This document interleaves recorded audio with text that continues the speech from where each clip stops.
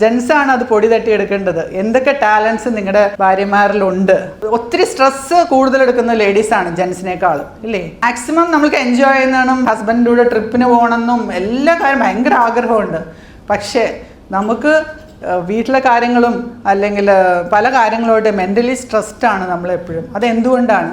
Over thinking ആണ് നമ്മുടെ കുഴപ്പം, ഇല്ലേ? ലേഡീസിൻ്റെ ഏറ്റവും മെയിൻ കുഴപ്പം ഓവർ തിങ്കിങ് ആണ്. എനിക്കൊണ്ട് ജെൻസിന് അത്രയ്ക്ക് ഓവർ തിങ്കിങ്, ചെറുതായിട്ടൊക്കെ സംസാരിക്കും, കാര്യങ്ങളൊക്കെ പറയും, പെട്ടെന്ന് തന്നെ അവരത് ഡൈവേർട്ട് ചെയ്യും. പക്ഷെ നമ്മളതല്ല, മാക്സിമം ഓവർ തിങ്ക് ചെയ്ത് അത് സ്ട്രെസ്സ് കൂട്ടി നമ്മൾക്ക് പല വിധത്തിലുള്ള ഹെൽത്ത് ചലഞ്ചസ് ഉണ്ടാക്കും. ശരിക്കും പറഞ്ഞാൽ ഈ ഓവർ തിങ്കിങ് ഒഴിവാക്കാൻ ഒരേ ഒരു സൊല്യൂഷനേ ഉള്ളൂ: ഫുൾ ടൈം ബിസി ആയിട്ടിരിക്കുക.